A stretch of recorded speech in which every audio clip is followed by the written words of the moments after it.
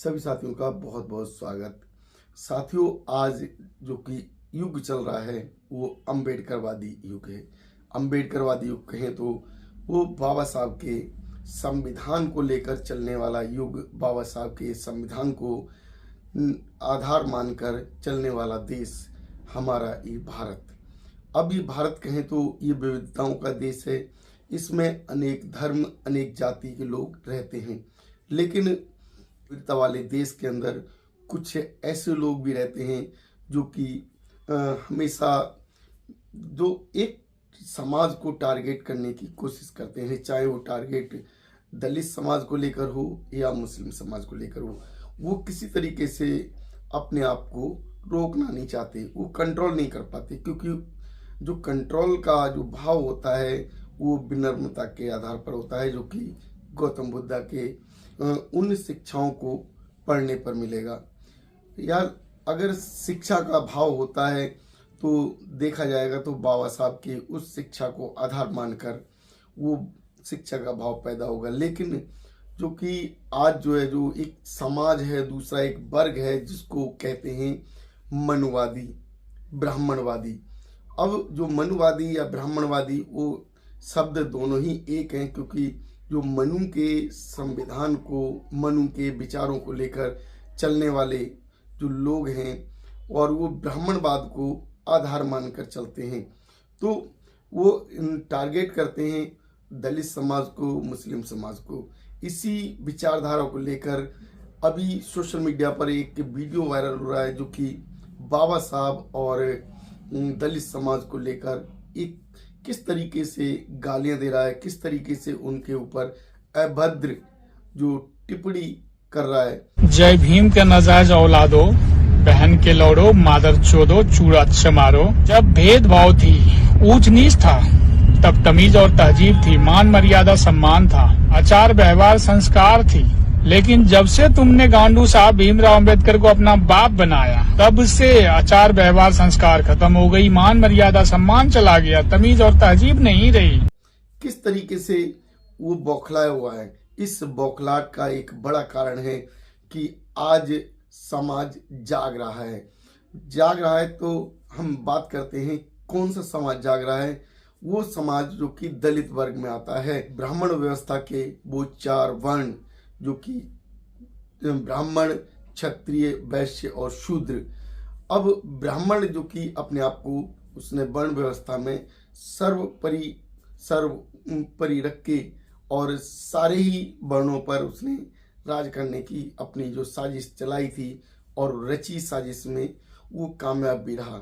दूसरा वर्ग आ जाता है जो कि क्षत्रिय, जिसको ब्राह्मण ने अपनी रक्षा के लिए इस्तेमाल किया और उसका पूरी तरीके से शोषण भी किया, और वो शोषण केवल ब्राह्मण के आधार पर हुआ।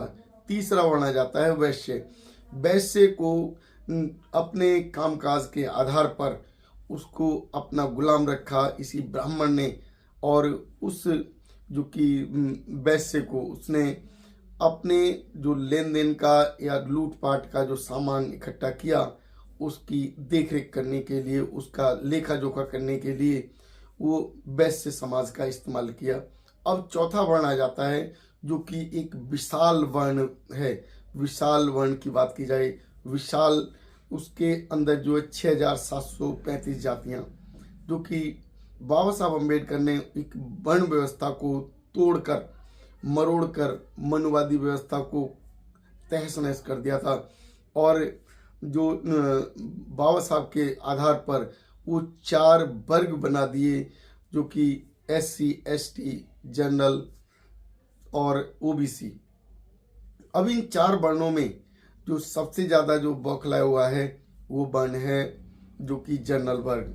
जनरल वर्ग में ब्राह्मण भी आता है, जनरल वर्ग में क्षत्रिय वर्ग भी आता है, और कहा जाए तो ब्राह्मण और क्षत्रिय एक ही है, क्योंकि जैसा कि परशुराम की बात की जाए, चाहे किसी भी पुराण में ले लीजिए, जहाँ चर्चा होती है परशुराम की, जहाँ चर्चा होती है क्षत्रिय की, जहाँ चर्चा होती है ब्राह्मण की, वो दोनों ही एक हैं, क्योंकि एक ही परिवार के वो वंशज देखे गए हैं।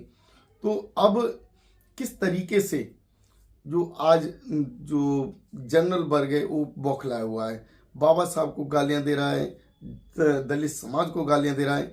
क्या हम ये देखते हैं कि किसी भी स्थिति में कोई भी दलित वर्ग का व्यक्ति ना तो सोशल मीडिया पर इस तरीके से अभद्र व्यवहार करता है, ना ही गालियां देता है, क्योंकि जो दलित समाज है वो शिक्षित वर्ग है और शिक्षित होने का मतलब है कि उसे उस ज्ञान की जो पराकाष्ठा या ज्ञान को उसने ग्रहण किया, बाबा साहब के संविधान को उसने माना और बाबा साहब के बताए हुए रास्ते पर शिक्षा को ग्रहण किया।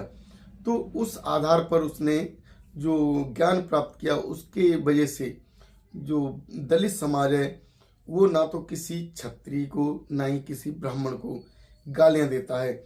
केवल अगर कुछ बात ऐसी देखने को मिलती है तो केवल वो ब्राह्मणवाद का विरोध करता है, मनुवाद का विरोध करता है, जो कि विरोध करना जायज है, क्योंकि हजारों वर्षों से दलित समाज को उत्पीड़ित किया गया, हजारों वर्षों से दलित समाज जो कि सताया गया, और केवल इस ब्राह्मणवाद की वजह से। अब ब्राह्मणवाद को मिर्ची क्यों लगती है? ब्राह्मणवाद को मिर्ची लगती है इसलिए क्योंकि आज चाहे कोई ओबीसी वर्ग का व्यक्ति हो, चाहे कोई दलित वर्ग का व्यक्ति हो, वो अपने आप को हिंदू धर्म से, हिंदू व्यवस्था से अलग करता जा रहा है। अभी हमने कुछ दिन पहले देखा जो कि जाट और गुजरों ने विरोध किया और हिंदू धर्म का त्याग किया। अब इस समय देखा जा रहा है कि जो कि नाई समाज, जो कि इन्होंने बहला फुसला कर उस नाई समाज को यानी कि सेन समाज को अपने साथ जोड़ा हुआ था और उसको बहला फुसला के उसको ठाकुर बना दिया था, नाई ठाकुर शब्द दिया। अब जब जो है न्याय की बात आती है तो ये ब्राह्मण समाज, ब्राह्मणवाद उसे भी न्याय नहीं देता। तो जब उसकी जो सोच बदलती है, जब वो देखता है कि किस तरीके से ब्राह्मणवाद उसका जो विरोध करता है, ब्राह्मणवाद उसका समर्थन नहीं करता और उसको न्याय नहीं मिल पाता है, ये स्थिति देखी गई रीवा मध्य प्रदेश में। और उन्होंने जो कम्युनिटी के साथ, एक बड़े समाज के साथ उन्होंने हिंदू धर्म को छोड़ा।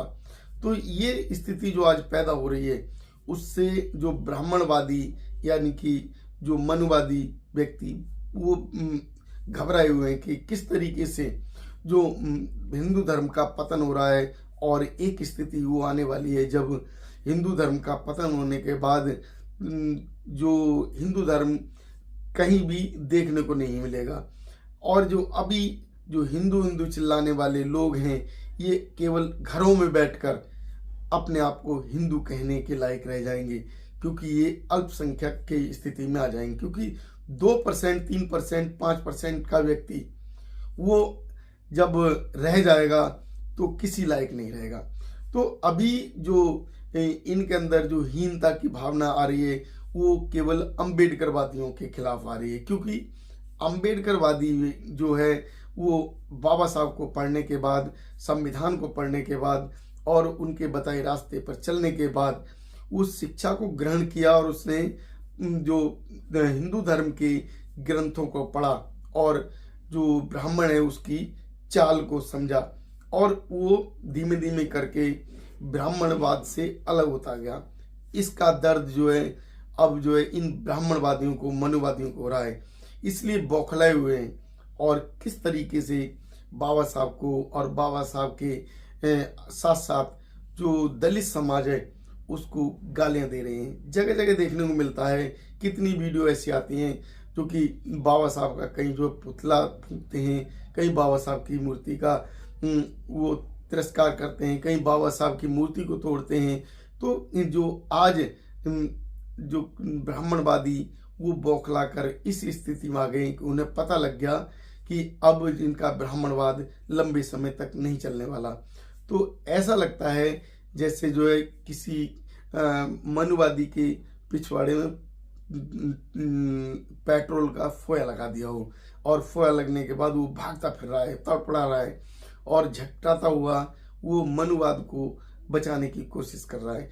और मनुवाद को अगर जो मनुवादी बचाने की कोशिश कर रहा है, लेकिन वो हिंदू हिंदू चिल्लाने वाले व्यक्ति को किसी तरीके से वो ना तो न्याय देना चाहता है और ना ही उसको हक अधिकार। तो साथियों, जो आज की स्थिति बनी है और जो समाज को, बाबा साहब को जो गालियां देने वाला वर्ग जो कि मनुवादी, वो ना जाने किसकी पैदाइश है।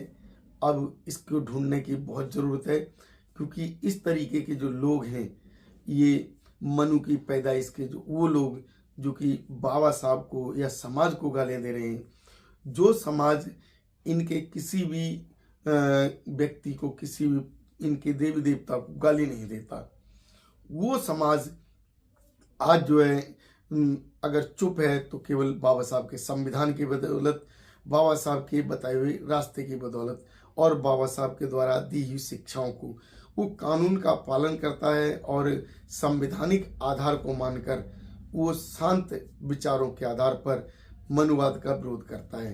तो साथियों, आप लोग इस तरीके की जो वीडियो देखने के बाद सोशल मीडिया पर क्या विचार रखते हैं? क्या ऐसे लोग क्या समाज को ठीक रखना चाहते हैं या समाज के अंदर एक उन्मादवादी या आतंकी व्यवस्था पैदा करना चाहते हैं? क्या इस तरीके के लोग वो समाज के लिए ठीक है?